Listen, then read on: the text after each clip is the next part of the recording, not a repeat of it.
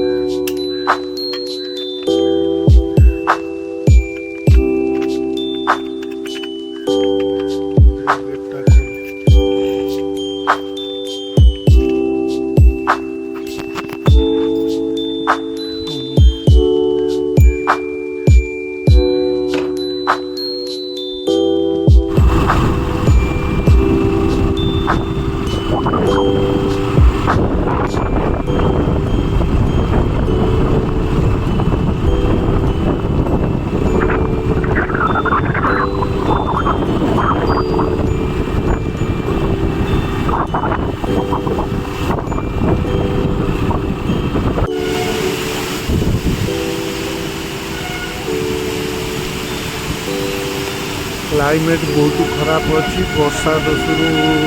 आम गोटे साइड पवन वर्षा कमिले मुझे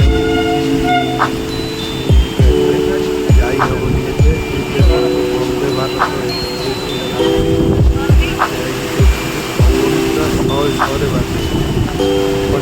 बाटे आमको आम मुंड गोटे गछ अच्छे आम गछ 6-7टा आम खसिक गाड़ी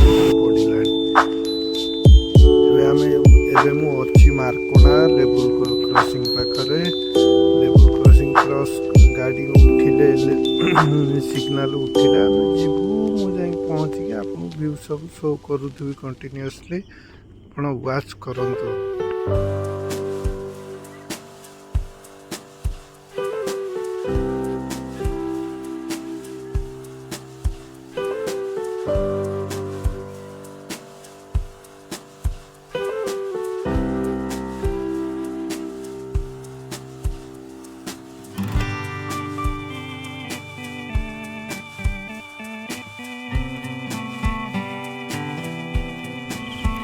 ମୁଁ ଏବେ NH ଉପରେ ଅଛି ବାରିକପୁରର ଟିକେ ପଛକୁ ଗୋଟେ ଆମ ସାଙ୍ଗ ପିଲା ଜଣେ ଅଛନ୍ତି, ସେ ଗୋଟେ ଟି ଷ୍ଟଲ୍ ଦେଇଛନ୍ତି, ତା ଦୋକାନରୁ ଟିକେ ରହିବୁ, ଟିକେ ଟି ବ୍ରେକ୍ ନେଇକି ତାପରେ ଆରାମସେ ବାହାରିକି ଯିବୁ। ସନ୍ଧ୍ୟା ବି ହେଇ ଆସିଲାଣି, ଯେତେ ଜଲ୍ଦି ଯାଇକି ସେଠି ପହଞ୍ଚିଲେ ଭଲ ହେବ, କାଳେ କୁଆଡ଼େ ବାଟରେ ବର୍ଷା ଫର୍ଷା ପୁଣି ହେବ। ତେଣୁ ଆଜ୍ ସୁନ୍ ଆଜ୍ ପସିବୁଲ୍ ଏଠୁ ବାହାରିକି ପଳେଇବୁ, ଚାହା ପିଇବୁ, ଟିକେ ପାଣି ଫାଣି ଟିକେ ପିଇକି ଆରାମସେ ବିନ୍ଦାସ୍ ବାହାରିକି ଯିବୁ।